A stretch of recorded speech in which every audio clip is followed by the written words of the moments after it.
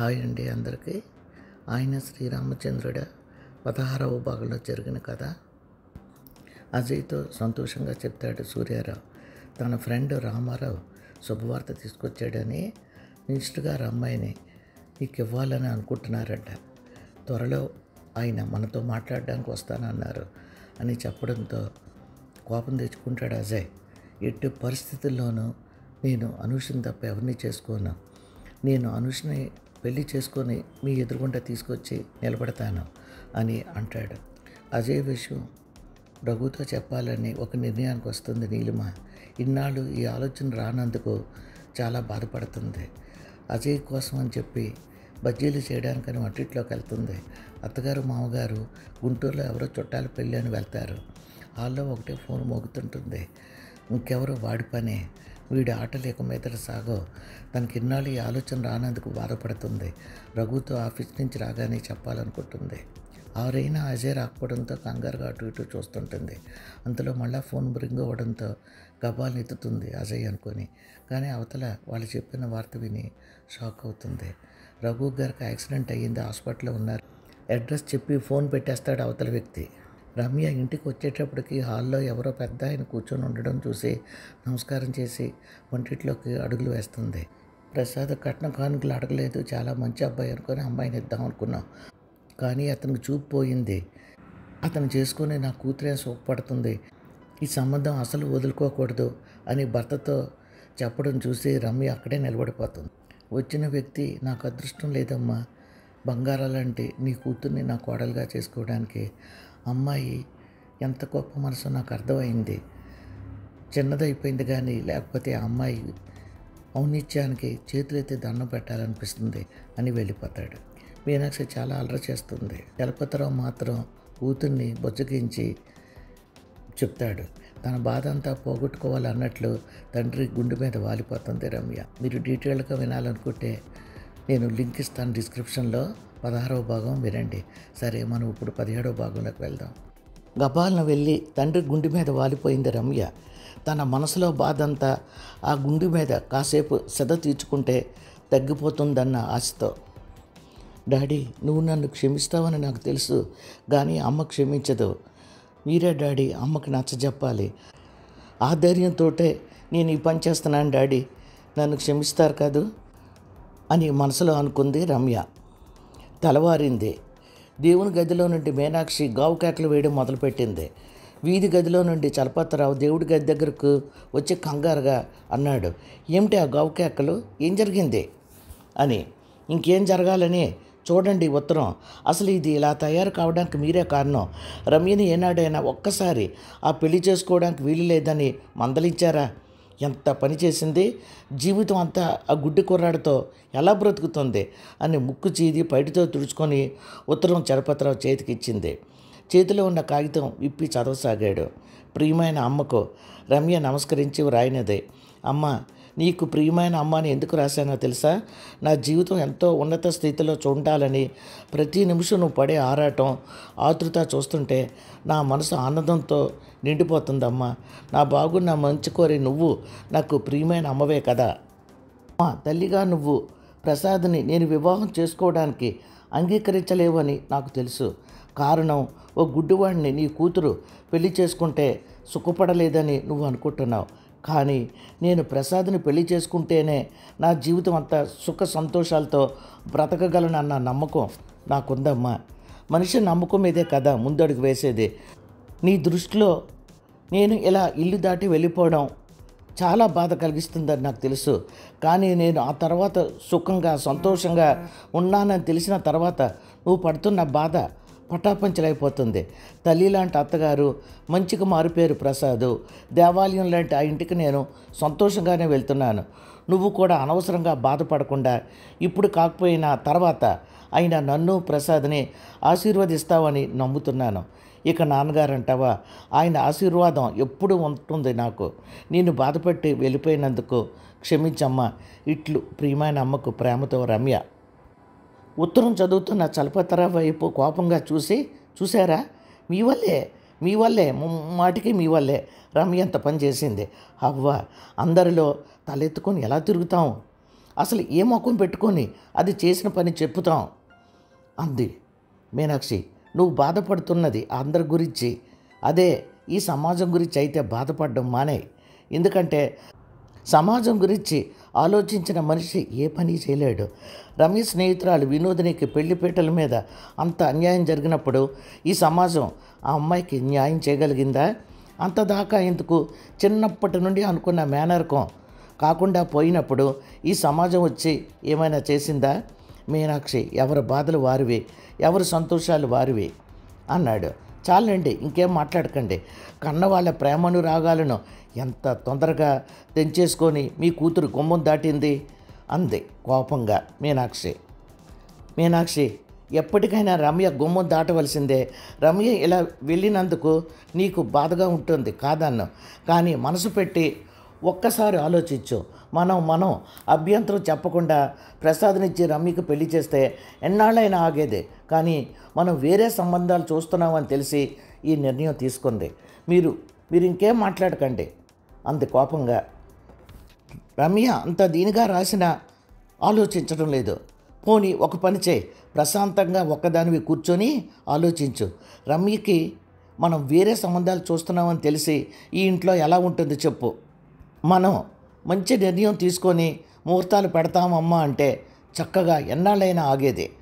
అంతేగాని మనం ఇలా చేస్తున్నామని తెలిసి ఇక తనకి వేరే దారి కనబడలేదు, అందుకే అలా ఆలోచించింది అన్నారు ఆయన. మీరు ఇంకొక మాట మాట్లాడారో నేను ఊరుకునేది లేదు అని నేల మీద కుప్పలా కూలిపోయింది మీనాక్షి. మంచం మీద చిన్నగా అటు ఇటు కదులుతున్న రఘు వైపు చూసి, రఘు ఒక్కసారి కళ్ళు తెచ్చి చూడండి, మిమ్మల్నే ఒక్కసారి చూడండి అంది కళ్ళ నుండి నీరు కారుతుంటే. నీలిమ నెమ్మదిగా కళ్ళు తెరిచి చూశాడు. ఎదురుగుండా కన్నీళ్లతో కనబడుతున్న నీలిమ వైపు చూసి, నీలు, నేను బాగానే ఉన్నాను, నాకేం కాలేదు. ఆ దేవుడే లేకపోతే నేను అక్కడే రోడ్డు మీద పడి ఉండేవాడిని అని రఘు అంటుండగానే డాక్టర్ గారు సిస్టర్ రావడంతో మాట్లాడుతున్న రఘు చిన్నగా పెదవులు తిప్పి నవ్వు మొక్కతో, గుడ్ మార్నింగ్ డాక్టర్ అన్నాడు. వెరీ గుడ్ మార్నింగ్, ఎలా ఉన్నారు? నవ్ యు ఆర్ ఓకే అన్నారు డాక్టర్ గారు. చిన్నగా నవ్వి ఓకే డాక్టర్ అని తలకు కొంచెం కదిలించబోయి అమ్మ అన్నాడు బాధగా. డాక్టర్ గారు, ఆయనకి మరేం పర్వాలేదు కదా అంది కంగారుగా నీలిమ. మీరేం కంగారు పడవలసిన పని లేదమ్మా, 4 రోజుల్లో మీ వారు మామూలు అయిపోతారు, ఆయనకి ఏ ప్రమాదం లేదు, హీ ఈజ్ ఆల్ రైట్ అన్నారు డాక్టర్ గారు. థ్యాంక్ యూ డాక్టర్ గారు, సమయానికి నేను ఇంట్లో లేను, నేను లేకపోయినా ఆయనకి సమయానికి వైద్యం చేశారు, నేను జీవితాంతం మీకు రుణపడి ఉంటాను అంది 2 చేతులు జోడించి నీలిమ. చిన్నగా నవ్వారు డాక్టర్ గారు. నిజం చెప్పాలంటే మా డ్యూటీ మేము చేసాం, కానీ ఆయనలాంటి వ్యక్తులు ఈ సమాజంలో చాలా అరుదుగా కనిపిస్తారు. హీ ఈజ్ వెరీ జెంటిల్మెన్, మీరు ముందు అతనికి థ్యాంక్స్ చెప్పాలి అని ఈరోజు లిక్విడ్ డైట్ ఇవ్వచ్చు అని రఘు చేపట్టుకొని పల్స్ చూసి శ్రద్ధతో పరీక్ష చేసి నవ్ యు ఆర్ ఓకే అని వెళ్ళిపోయారు డాక్టర్ గారు. సిస్టర్ ఇవ్వాల్సిన మందులు వేయించి సిస్టర్ కూడా వెళ్ళిపోయింది. నీలు, డాక్టర్ గారు చెప్పింది విన్నావా? ఆయన ఎంత మంచి మనిషో తెలుసా? తనదేం తప్పు లేదు, నేను ర్యాష్గా వెళ్తున్నాను, ఆయన వస్తున్నది నేను చూసుకోలేదు, యాక్సిడెంట్ జరిగింది, కింద పడిపోయాను, నొప్పితో నేను కింద నుంచి లేవలేక బాధపడుతుంటే 2 చేతులతో అమాంతంగా ఎత్తి కారులో పడుకోబెట్టి ఈ హాస్పిటల్కి తీసుకొచ్చారు. డాక్టర్ గారు బ్లడ్ ఎక్కించాలని అంటే తన బ్లడ్ మ్యాచ్ అయితే ఇస్తానన్నారు. ఆ తర్వాత నాకు డాక్టర్ గారు మొత్తం ఇంజెక్షన్ చేయడంతో నిద్రలోకి జారిపోయాను. నా దగ్గర చాలాసేపు కూర్చున్నాడట. అన్నట్లు ఇంటికి చాలాసార్లు ఫోన్ చేశారట, ఎవరు ఫోన్ రిసీవ్ చేసుకోలేదట. నాకు ఒంటి మీద గాయాలు తగిలి బాధపడుతుంటే ఆ బాధ మర్చిపోవాలంటే నీ చెయ్యి గట్టిగా పట్టుకొని నా గుండెకి హత్తుకోవాలనిపించింది. నీళ్ళు కళ్ళల్లో నీళ్లు కారుతుంటే అప్రయత్నంగా రఘు చెయ్యి గట్టిగా పట్టుకుంది నీలిమ. అరే, ఇప్పుడు ఏమైందని? నేను బాగానే ఉన్నానుగా. నీళ్ళు, నిన్నే కళ్ళు తుడుచుకో, నువ్వు ముందు ఇంటికి వెళ్ళి స్నానం చేసిరా అన్నాడు. నేను మిమ్మల్ని ఇక్కడ ఒంటరిగా వదిలి ఇంటికి వెళ్ళాలా అన్నట్లు మావయ్య గారికి అత్తయ్య గారికి ఫోన్ చేయమంటారా అందే. నీళ్ళు, ఆ ఊళ్ళో అమ్మ తరపు వాళ్ళు, నాన్న తరపు వాళ్ళు బోలెడు మంది చుట్టాలు ఉన్నారు. ఇన్నాళ్ళకి వాళ్ళు ఇల్లు విడిచి ఊరు వెళ్ళారు. అయినా ఇప్పుడు నాకు బాగానే ఉంది కదా, వాళ్ళని అనవసరంగా కంగారు పెట్టడం ఎందుకు? నువ్వు వెళ్ళి స్నానం చేసి భోంచేసిరా, వెళ్ళు నీళ్ళు అన్నాడు. ఒక్క క్షణం రఘు వైపు చూసింది. ఏంటి అలా చూస్తున్నావు? నీలు, నిన్ను అనవసరంగా కంగారు పెట్టేశాను కాదు. సారీ నీలు అన్నాడు. రఘు, నేనే మీకు సారీ చెప్పాలి. మీరంత బాధలో ఉన్నప్పుడు నేను లేకపోయినందుకు బాధపడుతున్నాను. నేను ఇంటికి వెళ్ళి స్నానం చేసి మీకు బట్టలు పాలు తీసుకొని వస్తాను. మరి వెళ్ళనా అందే. నీలు, పాలు మాత్రం తీసుకురాకు. నీ చేత్తో స్ట్రాంగ్ కాఫీ తాగాలని ఉంది. ఒక్కరోజు కాఫీ తాగపోతే ఎన్నో రోజుల నుండి తాగలేనట్లు అనిపిస్తుంది అన్నట్లు త్వరగా బయలుదేరు, తొందరగా రా అన్నాడు నవ్వుతూ. పర్సు చేత్తో పట్టుకొని తలుపు వరకు వెళ్ళిందో లేదో నీలు అన్నాడు రఘు. వెనక్కి తిరిగి చూసింది. ఫ్లాస్క్ నిండా స్ట్రాంగ్ కాఫీ తీసుకురా. ఆలస్యమైనా పర్వాలేదు, నువ్వు మాత్రం భోజనం చేసిరా అన్నాడు. చిన్నగా నవ్వుతూ రఘు వైపు చూసింది.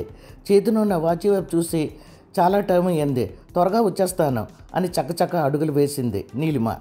మధుసూదన్ రావు గారికి శ్రీరాముని అనూషాని కలిసి చూస్తుంటే చెప్పలేనంత సంతోషంగా ఉంది.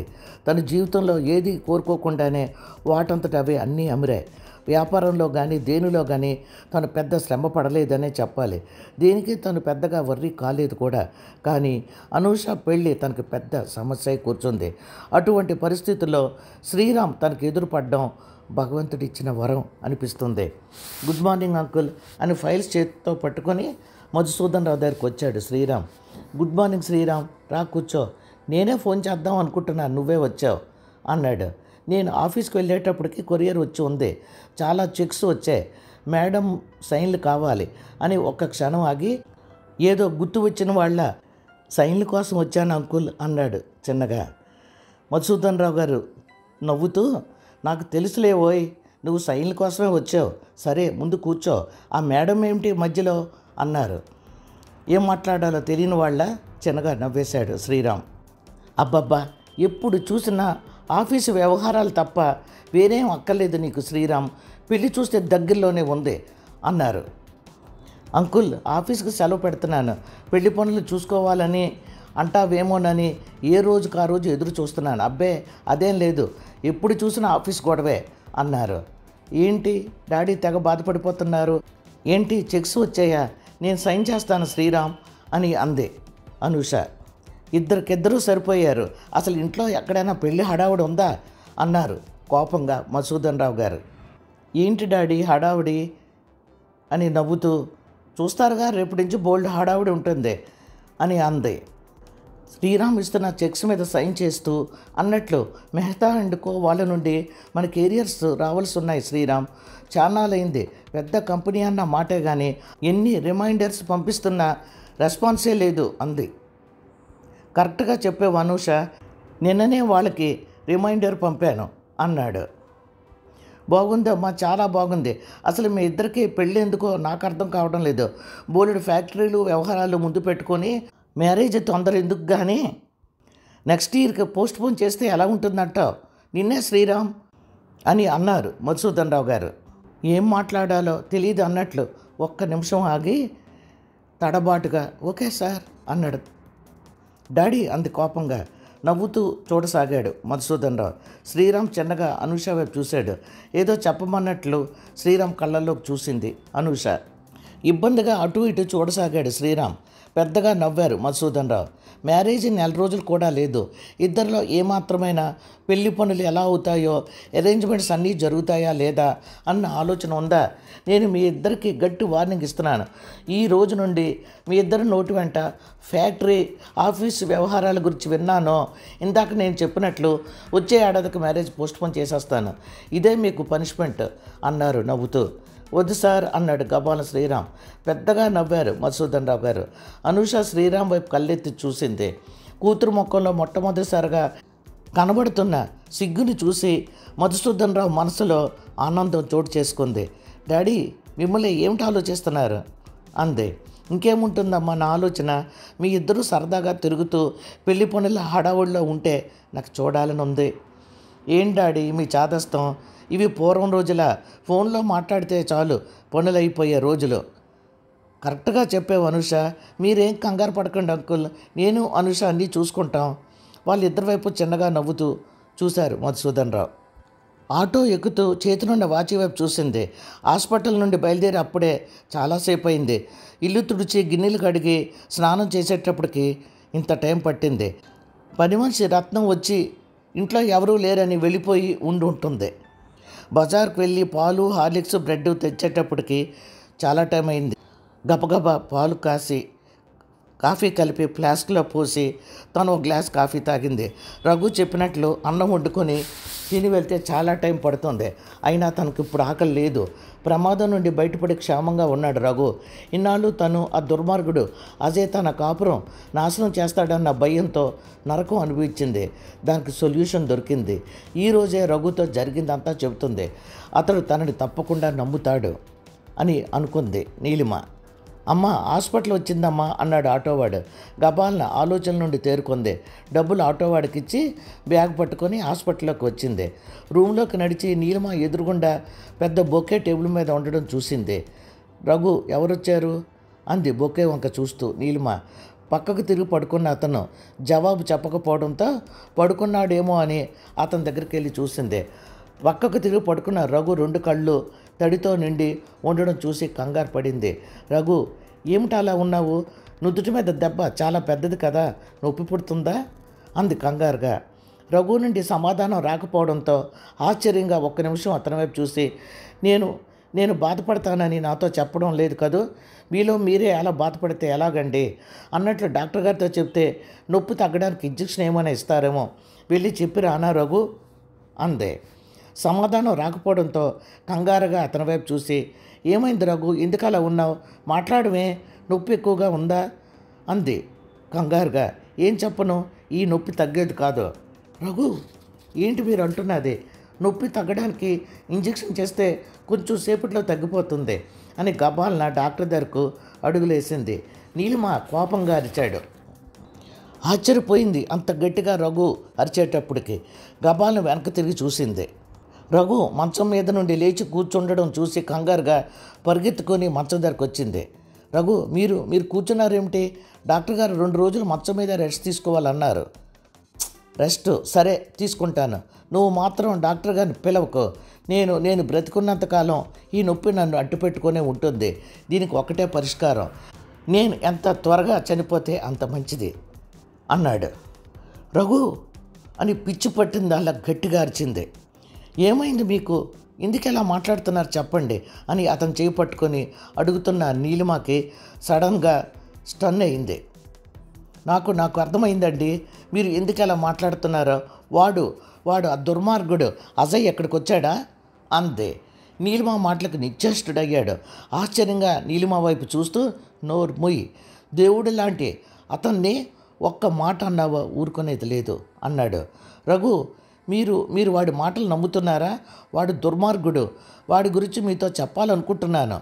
ఏంటి ఈరోజా అన్నాడు. అవును, ఈరోజు మీతో చెప్పాలనుకుంటూనే వచ్చాను, నన్ను నమ్మండి అందే. నేను పిచ్చివాడిని, వెధవని అనుకుంటున్నావా నువ్వు ఏం చెప్పినా నమ్మడానికి?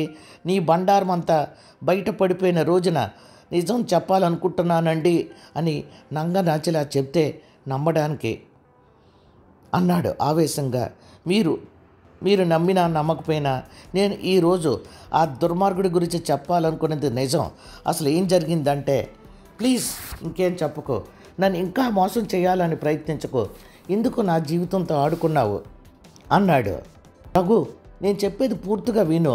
నేను వాడి దగ్గర పనిచేసిన మాట నిజమే. వాడు ఎంతో ఉత్తముడు, మంచివాడు అనుకున్నాను. నేను అనుకోవడమేంటి, ఆఫీసులో అందరూ అలానే అనుకునేవారు అని నీలిమ చెబుతుండగానే కోపంగా అన్నాడు రఘు. నువ్వు ఇంకేం మాట్లాడుకో, అందరి విషయం నాకు అనవసరం. నేను అతన్ని జెంటిల్ మ్యాన్ అని ఖచ్చితంగా నమ్ముతాను.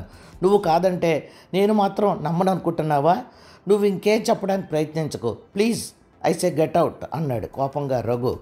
పిచ్చిదానిలా కళ్ళలో నీళ్లు చెంపల మీదుగా కారుతుంటే రఘు వైపు చూసింది. Hello Raghu, how are you అంటూ డాక్టర్ గారు బెడ్ దగ్గరకు వచ్చారు. రఘు ఏం మాట్లాడకపోవడంతో ఒక్క క్షణం ఆశ్చర్యంగా అతని వైపు చూశారు డాక్టర్ గారు. తీక్షణంగా శూన్యంలోకి చూస్తున్న అతని వైపు చూసి మరుక్షణం నీలిమ వైపు చూసి, వాట్ హ్యాపెండ్, ఏం జరిగింది మేడం అని స్టెథోస్కోప్ తీసి రఘుని పరీక్ష చేసి, you are perfectly all right, రేపు మీరు ఇంటికి వెళ్ళిపోవచ్చు అన్నారు డాక్టర్ గారు. నో డాక్టర్, ప్లీజ్ నన్ను కొద్ది రోజులు ఎక్కడే ఉండనియండి అన్నాడు. వాట్? ఆశ్చర్యంగా రఘు వైపు చూశారు డాక్టర్ గారు. అవును డాక్టర్, నన్ను కొద్ది రోజులు ఎక్కడే ఉండనియండి అన్నాడు. ఈసారి రెట్టింపు ఆశ్చర్యంతో అతని వైపు చూడసాగాడు. ఎవరైనా ఎంత తొందరగా హాస్పిటల్ నుండి ఇంటికి వెళ్ళిపోదామా అని ఎదురు చూస్తారు, కానీ మీరు ఓకే, మీ ఇంటికి వెళ్ళడానికి భయంగా ఉందా? Now you are perfectly all right. మీరు అనవసరంగా కంగారు పడకండి, మీకు ఇంటికి వెళ్ళినా ఏం కాదు, నేను చెప్తున్నాను కదా అన్నాడు. లేదు డాక్టర్, ఆయన ఏదో అంటున్నారు, కానీ మీరు చెప్పండి డాక్టర్, ఆయన ఇంటికి తీసుకువెళ్తే ఏ ప్రాబ్లం ఉండదు కదా, ఆయనకేం పర్వాలేదు కదా అంది నీలిమ. నో మేడం అని డాక్టర్ అంటుండగానే ఎవరో అడుగులు చప్పుడు వినబడి డాక్టర్ గారు, నీలిమ ఒకేసారి అటువైపు చూశారు. థ్యాంక్ యూ డాక్టర్ గారు అని నీలిమ కూడా తలుపు వైపు చూసిందే. థ్యాంక్స్ చెప్పడం నాకు కాదమ్మా, ఇదిగో వీరికి మీరు థ్యాంక్స్ చెప్పాలి అని హలో అన్నారు డాక్టర్ గారు. గుడ్ మార్నింగ్ డాక్టర్ గారు అని నవ్వుతూ నీలిమ వైపు చూశాడు అజయ్. నిశ్చేష్టురాలై అచేతనంగా అజయ్ వైపు చూస్తూ ఉండిపోయింది నీలిమ. నీలు, నువ్వు ఇక్కడున్నావేమిటి? నేను ఇలా బ్రతకడం కూడా నీకు ఇష్టం లేదా? ఇప్పుడిప్పుడే నిన్ను మర్చిపోవడానికి ప్రయత్నిస్తున్నాను. నువ్వు నాకు విధించిన శిక్షకు తాగుబోతునయ్యాను. తన మానాన్న తను వెళ్తున్న ఈయన్నే తాగిన మైకంలో నీ జ్ఞాపకాల ఆలోచనలతో అశ్రద్ధగా డ్రైవ్ చేయడం వల్ల పాపం ఇతన్ని గుద్దేశాను. ఇతను ఎంత మంచి వ్యక్తో తెలుసా? తనే పొరపాటుగా డ్రైవ్ చేశానేమో, మీది తప్పులేదు సార్ అంటున్నాడు. అంత గొప్ప వ్యక్తి. ప్లీజ్ నీలు, ఇక జీవితంలో నాకు ఎప్పుడూ కనిపించుకో, పిచ్చి పట్టిన వాళ్ళ గట్టిగా అరిచాడు అజయ్. డాక్టర్ గారు రఘు ఇద్దరూ నిశ్చేష్లైపోయి అజయ్ వైపు చూడసాగారు. అచేతనంగా శిలాప్రతిమలా నిలబడిపోయింది నీలిమ. వాట్ మిస్టర్, మీరు ఎవరి గురించి మాట్లాడుతున్నారు? షీ ఈజ్ మిస్సెస్ రఘు అన్నారు డాక్టర్ గారు. వాట్, ఈమె రఘు గారు మిస్సెస్సా? మై గాడ్, ఎంత పొరపాటు జరిగింది. నాకు తెలియకుండానే. సారీ రఘు గారు, మిమ్మల్ని నేను ఒక ఫ్రెండ్లా, నిజం చెప్పాలంటే ఒక ఆత్మీయులా భావించాను. మిమ్మల్ని చూసిన వేళ ఏమిటో తెలియదు, కానీ మీరు నాకు అతి క్లోజ్ ఫ్రెండ్లా అనిపించారు. మీలో ఏదో తెలియని శక్తి ఉంది, దానివల్లే మీతో ఫ్రెండ్లీగా ఉండాలనిపించింది. అంతేకాదు, మారుతున్న ఈ గాయాన్ని మీతో షేర్ చేసుకుంటే నేను మామూలు మనిషిని అవుతానేమో అన్న ఆశతో అని అజయ్ అంటుండగానే, నోరు మొయ్ దుర్మార్గుడా, సిగ్గులేదు నాటకాలు ఆడడానికి? నిన్ను చంపేస్తాను. నేను చేసిన మొదటి తప్పు నిన్ను ప్రాణాలతో ఉంచడం. పిచ్చి పట్టిందల్లా అజయ్ షర్టు కాలర్ పట్టుకొని గుంచసాగింది నీలిమ. డాక్టర్ గారు ఒక్క నిమిషం ఆశ్చర్యంగా నీలిమ వైపు చూసి బయటకు నడిచారు.